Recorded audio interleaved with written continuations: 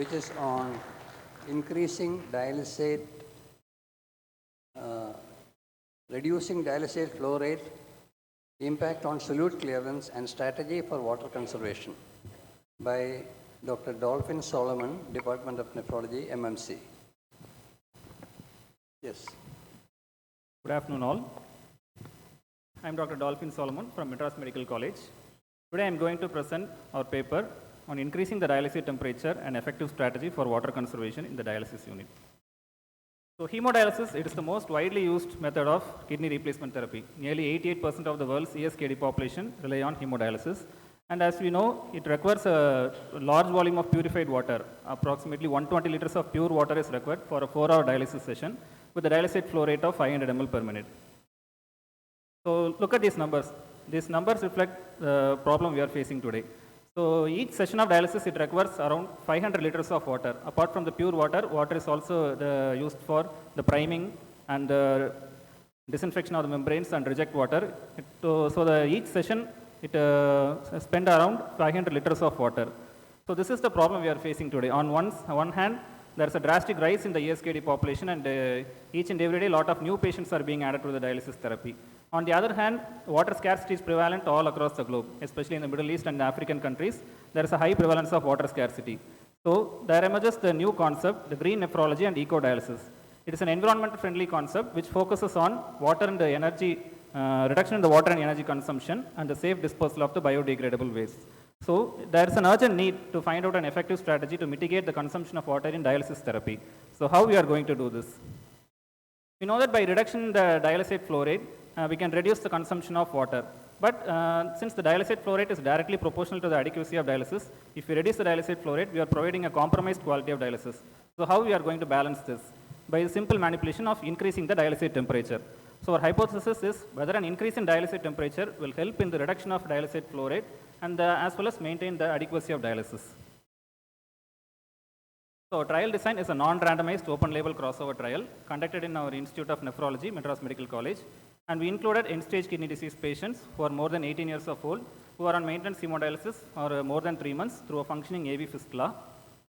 And we excluded patients with a previous history of recurrent intradialytic hypotension, any clinical evidence of autonomic neuropathy, who had an underlying cardiac disease with an ejection fraction of less than 40%, patients who are already ill with an anticipated life expectancy of less than 12 months.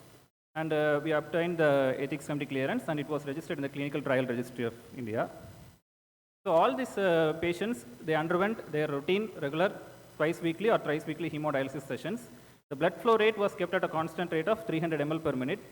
The reuse protocol was followed, none of the medications were changed. These patients, they were subjected to 3 different dialysis prescriptions, sequentially over a period of 3 months, with each prescription for a period of 1 month, around 8 to 12 sessions, based on whether they are on twice weekly or thrice weekly schedule. We just manipulated only these two things. The first month, the patient underwent their regular dialysis in the normal temperature, normal flow, where the dialysate temperature is kept at 37 degrees Celsius, and the dialysate flow rate was kept at 500 ml per minute. In the next month, we increased the dialysate temperature to 38.5 degrees Celsius, and the flow rate was kept at 500 ml per minute. And in the third month, it's a high temperature and low flow dialysis. The dialysate temperature was kept at 38.5 degrees Celsius, and the flow rate was reduced to 300 ml per minute. And we monitor the patient's body temperature at the beginning as well as the end of the dialysis session using a non-contact infrared thermometer. And the patient's blood pressure was monitored every 30 minutes during the dialysis session, and the nadir systolic and diastolic BP recordings were noted. And these were the 2 adequacy measures we used to assess the adequacy of dialysis. One is the KT by V. In the single pool KT by V, we used the online clearance monitoring based on the effective ionic dialysins of sodium. For the urea distribution volume V, we used the Watson's formula to calculate the V, and the KT by V at the end of 4-hour session was noted. And in the urea reduction ratio, we took the pre-dialysis sample at the beginning of dialysis session, and the post-dialysis sample was taken 30 minutes after the end of dialysis. So these are our primary and secondary outcomes. The primary outcome, it is the receipt of the adequate dialysis. So we define the adequate dialysis by a KT by V of more than 1.2 in every session of dialysis. And the secondary outcomes include hypotensive episodes, a change in the body temperature during the dialysis, hospitalization for any cause or death from any cause during this 3-month study period. So the sample size, the expected occurrence of the primary outcome in the normal temperature, normal flow group, we kept at 90%. In the high temperature, low flow group, it's 80%. And assuming a power of 80% with a 10% attrition rate, The sample size was calculated to be 219 sessions of dialysis in each arm. So with each patient undergoing a minimum of 8 sessions of dialysis in each arm, it was found to be at least we required 28 patients. So finally we recruited 30 patients for the study. And the differences in the quantitative variables between groups were assessed using the t-test or man-Whitney U test, and categorical variables were assessed using chi-square test or Fisher exact test. And the differences in the temperature pre and post intervention were calculated using pair t-test. And a p-value less than 0.05 was considered significant. And these are our results.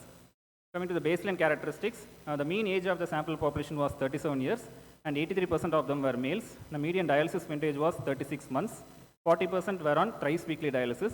87% of the patients were hypertensive. The mean hemoglobin was 8 gram per deciliter, and 3 of them were HCV positive. So this is our main result, the primary outcome. As you can see, the normal temperature, normal flow, about 70.14% of sessions achieved an adequate dialysis. Then we increased the temperature to 38.5 degrees Celsius, and as you can see in the high temperature normal flow group, it was statistically significant. 77.35% of the sessions had an adequate dialysis, and the p-value was 0.049. Then in the third month, by keeping that temperature at constant at 38.5 degrees Celsius, we reduced the dialysate flow rate, and as you can see, the adequacy goes down. It was only 68.75%, and there was a significant, the p-value was significant. Then we compared the main two arms, the first and third arm, the normal temperature, normal flow, and the high temperature, low flow, where you can see the adequacy was similar. The p-value was 0.72. It was not statistically significant. Then comparison between the mean urea reduction ratio and single pole Kt by V. As you can see, while the main two arms, the normal temperature, normal flow, and the high temperature, low flow, it was not statistically significant. The p-value was 0.89 for a single pole Kt by V, and it was 0.97 for urea reduction ratio. Whereas in the high temperature normal flow group, it had a significantly better adequacy compared to either of the two arms. Both the urea reduction ratio as well as Kt by V were statistically significant for the high temperature normal flow arm. Then the secondary outcomes. We had only one hypotension episode during a high temperature normal flow dialysis, and after 2 hours of dialysis, the patient went in for symptomatic hypotension. So we reduced the dialysate temperature to 37 degrees Celsius, and that session was not included in the statistical analysis. And there was no any hospitalization. There was no deaths during this 3-month study period. Then coming to blood pressure variation, we compared the pre and post dialysis systolic blood pressure as well as diastolic blood pressure and the mean interdialytic weight gain between each pairs, and there was no statistical significant difference could be observed between any of the pairs. As you can see, all the variables were similar. Then coming to change in the body temperature. So we measured the pre as well as post dialysis body temperature, and we calculated the difference in body temperature, and the mean values were compared. And as you can see, the high temperature normal flow group, there was a significant rise in the body temperature compared to high temperature normal flow as well as high temperature low flow, significant rise in the body temperature. But it was in the range of 0.07 to 0.1 degrees Celsius. Though it had a statistical significance, this didn't result in any clinical effect to the patient. So final slide about the secondary outcomes. As you can see, the high temperature group, both normal flow as well as low flow, had a significant rise in the body temperature. However, this didn't result in any clinical and deleterious consequences to the patients, and there was no change in the blood pressure in any of these 3 arms. So then coming to the discussion. So we are increasing the dialysate temperature. So what happens when increasing the dialysate temperature? When we increase the temperature, there is an increase in the Brownian movement. So what is Brownian movement? It is the random erratic movement of the particulate suspended in a liquid. So by increasing the movement, there occurs an increase in the bombardment of these molecules, and so they make contact with the dialyser more frequently. So this causes an increase in the clearance of the solutes, as well as increase in the dialysate temperature causes vasodilatation. This causes the sequestered uremic toxins to move into the intravascular compartment, and thus facilitates better clearance. So we are able to prove this concept by our study. As we can see, the high temperature normal flow, when we increase the dialysate temperature to 38.5 degrees Celsius, it had a better urea reduction ratio and single pole KTBV than the routine dialysis prescription. And we are reducing the dialysate flow rate to 300 ml per minute. And this arm showed a similar urea reduction ratio and KTBV compared to the normal temperature normal flow arm. So in the high temperature low flow arm, we reduced the dialysate flow rate to 300 ml per minute. So the water consumption came to only 72 liters. Compared to the 120 liters in the routine prescription. So we are reducing the water consumption by 40%. So safety points, As I already told, the higher temperature of the dialysate causes systemic vasodilatation. So this results in a fall in the mean arterial pressure and can result in intradialytic hypotension. But in our study, we did nearly 575 sessions of dialysis using this high temperature dialysate, and we experienced only one episode of hypotension. So the safety of the study is well established. So strength of our study, this is the first study which is done using the higher temperature dialysate and its benefit, thus increasing the adequacy of dialysis. And since we have used the crossover trial design, and each patient they serve as their own control, so this nullifies the inherent confounding factors. The one limitation that we can tell about our study is we excluded the patients with a poor cardiac reserve and a past history of intradialytic hypotension. So whether a rise in this dialysate temperature would benefit this study population, we couldn't assess by this study. So finally, to conclude, higher dialysate temperature of 38.5 degrees Celsius and a lesser dialysate flow rate of 300 ml per minute, this proves to be a safe and effective alternate to the routine dialysis prescription. And by doing this maneuver, we can reduce the water consumption by 40% for each session of dialysis.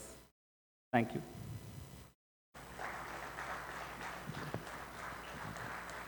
Thank you. Thank you very much for your concept. So your conclusion now is in one sentence.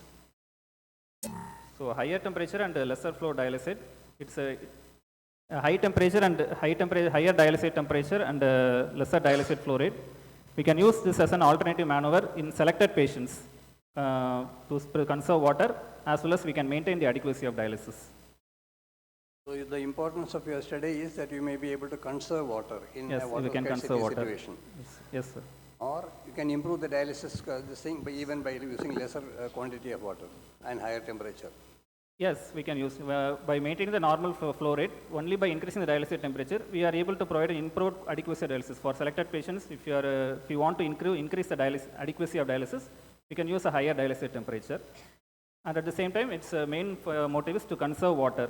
So you are able to maintain the adequacy as well as able to conserve the water also. What was your involvement in the study? Sir? What did you do in the study? What was your involvement? My involvement, I did the study. I chose the study population and I monitored them. And for 3 months of study period, I did the study. Yeah, thought-provoking. What do you think are the limitations of your study? You said the excluded patients were okay, but what else? So apart from that, I don't think there are any other limitations, sir. Since we use the same study population for all the 3 arms. No, I think you are assuming that urea removal is the entire treatment of kidney failure, which is a limitation, correct? Yes, sir. Okay. Secondly, what was the test used to compare between the normal temperature, normal flow, normal temperature, high temperature, normal flow, and high temperature, low flow? What was the test that you used to compare? T-test? Was it a T-test? It's the primary outcome, we use the chi-square test, sir. Chi-square. Chi-square. But remember, you are using the same patient's data multiple times. You should use repeated measures ANOVA in this.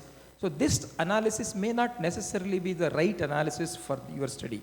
Okay. Thirdly, I would have recommended that you also use a normal temperature, low flow, so that the comparison would have been even more, So that may result in a compromised quality of dialysis. Why? When you are reducing the dialysate flow rate, the adequacy may go down. So How do you know that at 300 ml of normal temperature, you would not get the same KT over V or URR? I don't know. You don't know, right? So I think that would have added to your this thing. So I think the testing multiple evaluations on the same patient, you cannot use this test. I think repeated measures ANOVA would have been a better test. So I think you should relook at that. okay, so we'll analyze. Because the number of patients that you require would have been much higher. And like Dr. Vishweswaran was mentioning, you only had one episode of hypotension among, so many 100 dialysis, which is kind of unusual, I think. Can I? Yes, one episode in every 350 dialysis or so. It's a very unusual thing. I don't think any dialysis unit to have that sort of a... That's why we excluded the patients who had even a single episode of, in a previous history of even a single episode of hypotension, we excluded the patients, sir. Can I make a comment? I'm told no questions from the audience. No questions from audience? Were these 30 patients whom you studied, were they monitored separately from the other patients? Or it was a usual monitoring during It dialysis? was a usual monitoring, sir. Apart from this two manipulation, there was a usual monitoring every 30 minutes blood pressure. Extra, we measured the temperature of the patient. Right. Is there any effect of having an increased body temperature, even though it's for a short while?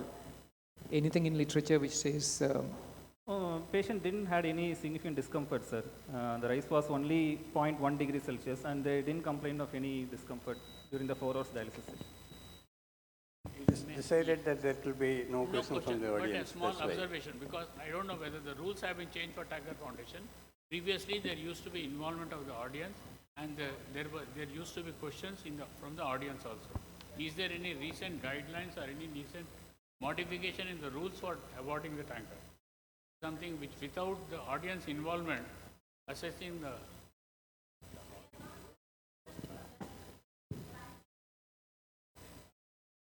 Dr. Ravi, can you please tell us?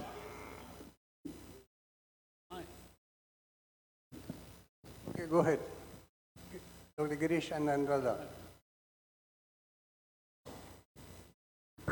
I think Girish was there only to support me. Just my question was, when we know that when the dialysate temperature is increased, there may be a chance of hemolysis also occurring. So did you look at that aspect? Did you check for evidence of hemolysis? We didn't check for any In all those patients in whom you had a high temperature? We didn't check for any evidence of hemolysis, ma'am. But since it was reported at a much higher temperature of 42 degrees Celsius, so 38.5 degrees Celsius, we didn't had any. I mean, there's always a range, but when the temperature is high, in susceptible individuals, you can have hemolysis. Okay. That's what.